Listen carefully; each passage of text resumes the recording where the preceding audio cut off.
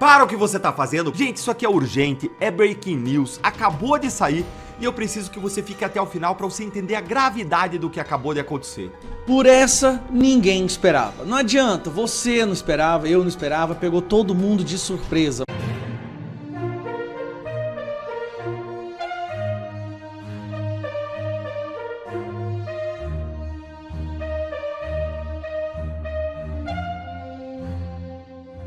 Justiça dos Estados Unidos toma nova decisão em ação envolvendo Moraes. É isso mesmo. A Justiça dos Estados Unidos autorizou a Advocacia Geral da União a apresentar uma nova manifestação na ação movida pela Rumble e pela Trump Media relacionada ao ministro Alexandre de Moraes. A decisão foi proferida nesta terça-feira pela juíza Mary Esse, da Corte Distrital dos Estados Unidos para o Distrito Médio da Flórida. Com o despacho, a magistrada acolheu o pedido da AGU para que o órgão possa rebater os argumentos apresentados pelas duas empresas, que contestam a extinção do processo. A nova manifestação deverá abordar exclusivamente os pontos levantados pelas companhias em suas últimas petições. A resposta da AGU terá limite máximo de 7 páginas e deverá ser protocolada no prazo de 7 dias, contados a partir desta terça-feira.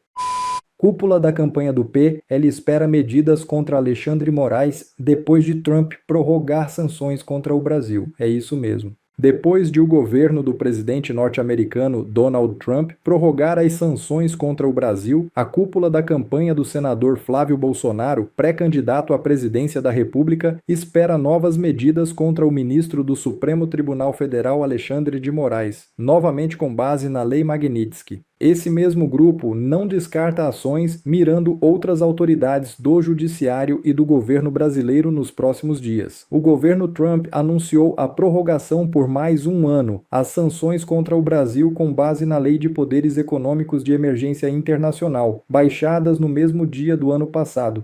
Com base nessa lei, alegando, entre outras coisas, que o Brasil perseguia politicamente o ex-presidente Jair Bolsonaro e adotava censura nas redes sociais, Trump aplicou a tarifa de 40% sobre importação de produtos brasileiros.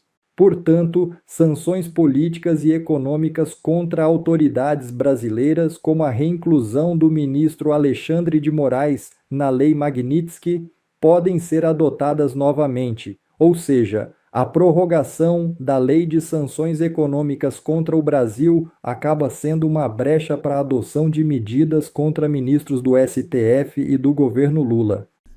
Por essa, ninguém esperava. Não adianta, você não esperava, eu não esperava, pegou todo mundo de surpresa. Mas agora que a gente sabe da verdade, realmente tudo faz sentido.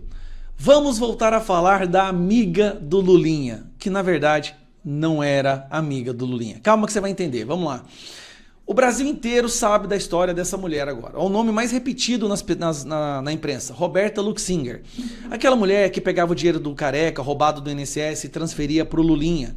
Que viajava com o Lulinha, que pagava as viagens para o Lulinha ir para a Noruega assistir a Aurora Boreal, que dava dinheiro para o chefe do gabinete do Lula, onde o chefe de gabinete disse que era apenas um empréstimo, mas era R$250 mil, e ela pagava boletos dele. Por que que essa mulher pagava os boletos do chefe de gabinete do Lula? Essa pergunta ficou na nossa cabeça. Por que que essa mulher... Tudo bem, ela é corrupta, tá? O chefe de gabinete ajudou ela a roubar ali, a fazer contratos com ministros e ministérios. Mas por que que ela pagava boleto dele? Que nível de intimidade é essa? Pois agora tudo faz sentido. Vamos lá. Que dia que você poderia imaginar isso aqui, ó? Imagina, esse cara, feio como ele é, puxou o pai, e pensa num cara acabado e feio. Que dia que você ia imaginar que os dois não têm amizade aqui, meu amigo? O amor venceu. É isso mesmo. Assim como a democracia venceu, o amor venceu. Escuta essa história. Em processo, a empregada chama Lulinha de marido de Roberta Luxinger. Por que que essa empregada, essa Zildeni Gomes, que trabalhou anos na casa da Roberta Luxinger, por que que ela se referia ao Lulinha como marido dela? Como vocês sabem, uma empregada doméstica, ela tá ali na intimidade da pessoa, no dia a dia. Ela sabe quem mora na casa, quem não mora, quem entra, quem sai. Inclusive, quem dorme ao lado da patroa e quem não dorme. E ela, num processo que ela entrou contra a Roberta Luxinger, chama o Lulinha de marido da Roberta Luxinger. Vamos dar uma olhada na matéria. Uma ex-empregada doméstica da lobista Roberta Luxinger em Brasília chama o empresário Fábio Luiz Lula da Silva ou Lulinha de marido da lobista em um processo judicial contra a ex-patroa. No processo, Zildeni Gomes de Souza também anexou mensagens que confirmam que Lulinha morava na mesma casa que Roberta quando estava em Brasília, no QI 26 do Lago Sul. Como mostrou a coluna, a casa era o QG de Lulinha quando ele estava em Brasília. Pois é, ele ficava sempre na casa dessa mulher. Mas peraí, não era uma coisa de ficar no quarto de visitas. Ele dormia com a Roberta Luxinger. Ele é o marido. A empregada vê ele como marido, mas talvez ele seja o namorado dela. Por isso que eu achava estranho essa amizade tão íntima entre os dois, né? Aqui, ó. Aqui está no processo. Ocorre que, no curso das tratativas, sobreveio situação envolvendo o marido da ré, o empresário Fábio Luiz Lula da Silva, conhecido publicamente como Lulinha, fato que culminou na saída do casal do país. Esta mulher conhece a intimidade da Roberta Luxinger, processou ela sobre um outro assunto, é uma outra coisa, uma casa que ela tinha prometido, uma promessa não cumprida. E no depoimento dela no processo, ela fala que o Lulinha é marido da ré. Não é um processo contra o Lulinha, ela não quis expor intimidades do casal. Ela simplesmente falou num relato verdadeiro, num processo que é de um outro assunto, que agora a imprensa Metrópolis acaba de publicar. Então, peraí. Quando a Roberta Luxinger paga boletos e passa dinheiro para o chefe de gabinete do Lula, não é ela que está fazendo isso. É o Lulinha usando ela para pagar dívidas de uma pessoa que o ajudou a fazer os esquemas de corrupção. É o chefe de gabinete recebendo a sua parte. O chefe de gabinete do Lula, que curiosamente teve informação da Polícia Federal que as mensagens foram descobertas e aí ele decidiu sair do governo, pediu exoneração, foi para a campanha e agora teve que sair da campanha do Lula. Preste bastante atenção no que eu vou te falar. O Lulinha estava pagando o chefe de gabinete do Lula, através da Roberta Luxinger, pelo apoio na abertura de esquemas de corrupção que esse cara fez ao abrir portas pro Lulinha. Você está entendendo a gravidade do que está acontecendo aqui, gente? A corrupção agora não está batendo na porta do Lula, não, está dentro do gabinete dele, com o filho dele, com a esposa dele. Sem falar de um irmão e do outro irmão e da Janja. Isso aqui é um absurdo. Isso aqui tem que ser divulgado. Isso aqui tem que sair no Jornal Nacional. Empregada afirma que Roberta Luxinger é a esposa do Lulinha. Chega de chamar de amiga do Lulinha. Agora é esposa do Lulinha. Ali é um grupo, é como Bonnie e Clyde ali, sabe? É um casal focado no crime. É o casal do crime. Assim. O amor venceu, pelo menos. Uma coisa tem que ser dita. O amor venceu. Eu acho que é por isso que até agora ela não delatou o cara, né? Porque tem um amor. Agora, uma coisa eu fiquei impressionado. Acho que o que mais me impressionou nisso tudo, eu tenho que te ver. O que mais me deixou boquiaberto. Como que um cara feio desse, mas pensa num bicho feio, é casado com essa mulher. Também que ela não é tão bonita assim também não, que aqui é Photoshop, né? Mas por quê? Porque ele é filho do Lula e ela via ele como a porta, a chave para abrir as portas no esquema de corrupção. O amor é verdadeiramente lindo, ainda bem que o amor venceu. Vocês se lembram, porque a gente falou disso aqui no canal, que o Mendonça tinha dado uma ordem para a Polícia Federal entregar todo o material, as investigações brutas do caso do INSS para ele, Mendonça.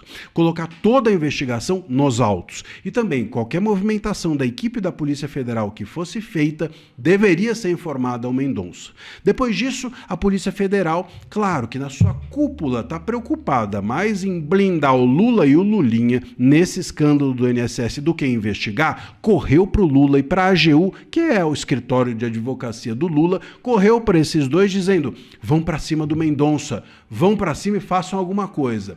Bom, o Lula agora, e quem traz essa informação para a gente é a Andressa Matais do Metrópolis, o Lula não vai para cima do Mendonça. Ele não vai recorrer dessas decisões, a AGU não vai recorrer das decisões do Mendonça. Mas também eles não vão cumprir a decisão do Mendonça. E aí é que é a grande questão. O Lula arregou para o Mendonça porque ele tem medo de duas coisas. Se ele recorrer dessas decisões, bom, podem dizer que ele está tentando melar as investigações do INSS como ele fez com a Lava Jato. Isso pegaria muito mal para o Lula às vésperas vésperas da eleição. Se também ele fosse para cima do Mendonça, o Mendonça, sabe-se lá, poderia acusar o Lula de obstrução de justiça. E isso também pegaria mal para o Lula às vésperas da eleição. Mas se o Lula deixa a Polícia Federal sem apoio nenhum, a cúpula da Polícia Federal, e a polícia é obrigada a cumprir a ordem do Mendonça, bom, aí ninguém mais consegue blindar Lula nem Lulinha. Então, para não fazer nem uma coisa nem outra, o que o governo está tentando fazer agora é enrolar o Mendonça. Essa é a informação. O Messias quer se sentar com o ministro da Justiça e sentar-se também com o Mendonça para tentar chegar num meio termo. Meus caros, não tem meio termo. Essa é a informação do Metrópolis. O Messias quer resolver na conversa, propondo uma reunião entre Mendonça, ele e o ministro da Justiça, Wellington César. Eu nunca vi um negócio desse. Você tem uma ordem judicial, você ou discute, ou você cumpre, ou você recorre, ou você cumpre, ou você critica na imprensa, mas você não faz uma reunião com o juiz dizendo, essa sua decisão, eu acho que está meia boca, talvez você possa relativizar a sua decisão. O argumento do Messias para essa conversa é de que a Polícia Federal toca mais de 400 inquéritos ao mesmo tempo e que ela não tem como cumprir essa ordem. Balela. Ordem judicial tem que cumprir, meus caros, ou tem que discutir. Agora, não pode tentar tergiversar a ordem judicial. Esse caminho é só para enrolar o Mendonça. E eu realmente espero que o Mendonça entenda isso, perceba isso, porque já faz 2 meses que ele deu essa decisão e que a Polícia Federal guardou essa decisão na gaveta sem fazer nada com ela. Não cumpriu, não recorreu e não fez nada. E agora ainda vão querer bater papo sobre a decisão. Então eu quero ver, tenta aí você que me ouve, pega uma decisão judicial, uma sentença que um juiz dá contra você, entra lá no gabinete dele e fala, não vou nem recorrer e nem nada. Eu só quero aqui bater um papo para ver se você é convencido a mudar de ideia. Isso não existe. Não existe. E isso já é, em si, a meu ver, obstrução de justiça. O Mendonça precisa ficar esperto. Não dá para ser enrolado às vésperas da eleição, porque o que eles querem é isso. Querem que o Lulinha seja apagado ou seja escondido, como eles fizeram com o Jacques Wagner, e aí depois das eleições tanto faz, porque aí se o Lula ganhar, já ganhou mesmo, se perder, já perdeu mesmo, mas o ponto é que agora, para eles, esse caso precisa ficar parado. O Mendonça não pode deixar que isso aconteça. Deixa aqui você também que não vai ficar parado, o seu recado. Se inscreva no canal, não fique parado, clique no botão de inscrição, é gratuito, faça parte da nossa comunidade e a gente vai seguir atento aos desdobramentos dessa história. Para o que você tá fazendo, porque afastaram e puniram a juíza que condenou Lula. Gente, isso aqui é urgente, é breaking news, é indignante, acabou de sair e eu preciso que você fique até o final para você entender a gravidade do que acabou de acontecer. O Conselho Nacional de Justiça afastou do cargo, tirou do cargo por 2 anos a juíza Gabriela Hart. Essa é a mesma juíza que condenou Lula criminalmente naquele caso famoso do sítio de Atibaia. Lê aqui comigo o que saiu no G1. O Conselho Nacional de Justiça, que é um órgão cheio de indicações políticas, decidiu nesta terça-feira afastar a juíza Gabriela Hart do cargo por 2 anos. A aplicação da punição contra a magistrada teve como motivação atos praticados durante a atuação na Operação Lava Jato e foi aprovada por unanimidade. E por 10 votos a 4, prevaleceu a punição de 2 anos. Lula, condenado por corrupção por 3 instâncias, a pena de mais de 10 anos de prisão, foi livrado pelo Supremo Tribunal Federal. Agora quem condenou Lula está sendo perseguido e punido. E com qual punição? A pena é de disponibilidade, que é a segunda punição mais grave da Lei Orgânica da Magistratura. A juíza Gabriela, ela fica afastada da função por 2 anos, recebendo de forma proporcional ao tempo de serviço e fica proibida de qualquer outra atividade. Não pode advogar, não pode assumir cargo público. Na prática, o que fizeram foi tirar a vida profissional de uma juíza federal por 2 anos. E uma das mais competentes, dedicadas e de alta qualidade que eu já conheci na minha vida. Aí você me pergunta, o que ela fez? Ela roubou? Ela recebeu propina? Ela desviou dinheiro? Ah, não. Ela homologou rápido demais um acordo. Então esse acordo era ilegal? Não. Gerou prejuízo? Também não. O relator, ele entendeu, quem julgou esse caso lá no CNJ, o relator lá no CNJ, entendeu que faltou cautela porque ela assinou o acordo, a homologação, em menos de 48 horas. Olha, gente, quando é para punir a Lava Jato, até a justiça ser ágil virou crime agora. E a agilidade tinha razão de ser. Se a gente não andasse rápido naquele caso, o dinheiro ia parar nos Estados Unidos, eu já vou te explicar. Ou seja, ela fez um bem imenso para o Brasil e agora ela está sendo perseguida e punida por isso. Ou melhor, por outra razão talvez, né? Afinal de contas, ela condenou o Lula. E agora eu quero que você preste muita atenção em 3 coisas que estão na mesma reportagem, porque elas desmontam essa punição por inteiro. Primeira coisa, o próprio relator do processo, o conselheiro Rodrigo Badaró, ele disse que não existe indício nenhum de que ela tenha agido para se beneficiar. Olha então aqui comigo se você não acredita. Ó. Ele falando, em nenhum momento eu estou lidando aqui com qualquer apontamento que tenha tido desvio de valores, intenção de obter proveito próprio ou de terceiros. Segunda coisa, para você se indignar mais, o Ministério Público, que é que sempre quem acusa, quem defende a sociedade, adivinha o que ele fez no caso da Gabriela? Ele foi contra a punição, ele defendeu a juíza, defendeu a absolvição porque era a coisa certa a fazer. O subprocurador-geral da República, ele defendeu a rejeição do processo. E olha aqui comigo o que foi que ele disse.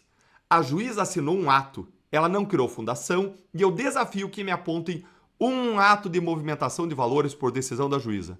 Qual foi o ato que gerou movimentação de valores? Esses valores só foram movimentados por decisão do STF. A incompetência não pode gerar processo disciplinar. Olha que forte essa manifestação da PGR, que não quis essa punição.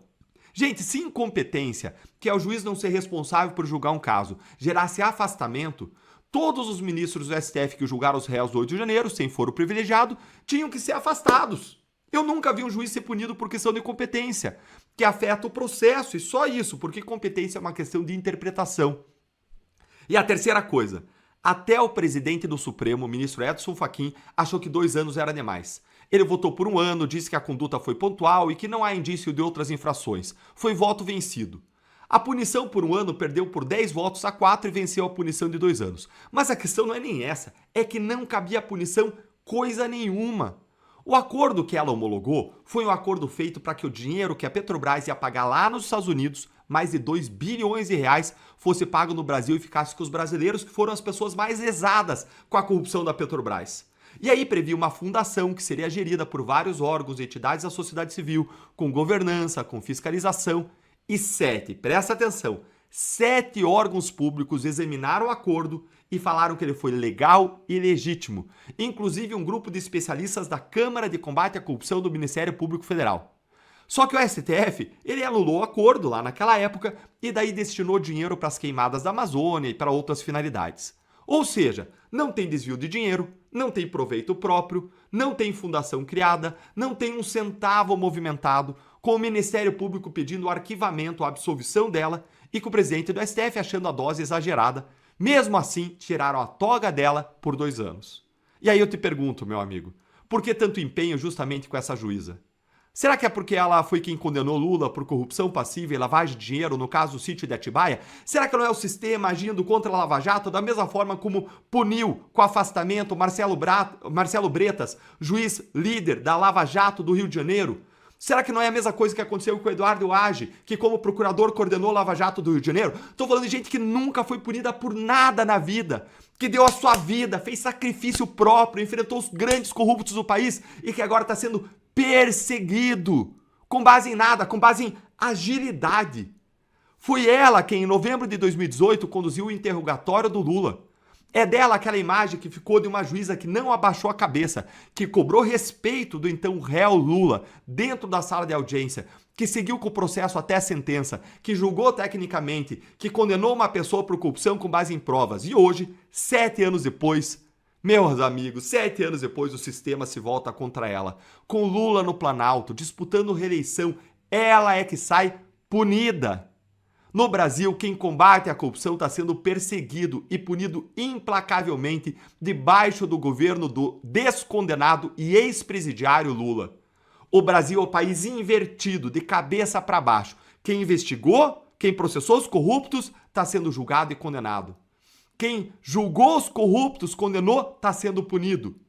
E quem foi condenado por corrupção, esse volta ao poder, e ainda quer mais 4 anos na presidência da República para indicar os próximos 4 ministros do Supremo. Nós não podemos deixar isso acontecer. A gente precisa protestar com o que aconteceu com a Gabriela. Compartilhe esse vídeo, deixe o seu like, por favor. Deixa sua mensagem de solidariedade para ela nos comentários. A gente precisa também de uma vitória da direita nessas eleições, de uma maioria de direita no Senado para restabelecer a força da lei contra a perseguição, contra o abuso de poder.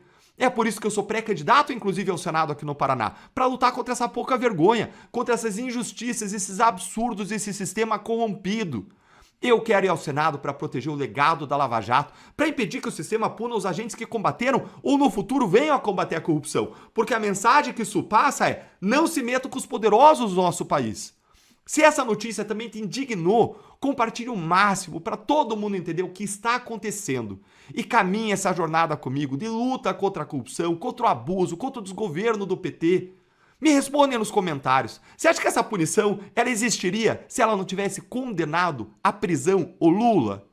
O que você acha? Você achou isso justo? Aonde a gente vai parar com o Brasil? Você acha que os novos procuradores e juízes eles vão ter coragem de combater a corrupção com isso acontecendo? Conta pra mim e deixa sua mensagem de solidariedade e apoio à juíza Gabriela. Se inscreve aqui no canal, curta o vídeo e vem virar membro para apoiar nosso trabalho. Um grande abraço e até o próximo vídeo. Bom, pessoal, esse foi mais um vídeo. Eu espero que vocês tenham gostado. Se vocês gostaram, deixa o like aqui para fortalecer nosso canal. Logo eu volto trazendo mais informações da política para vocês. Um forte abraço, fiquem todos com Deus e até a próxima.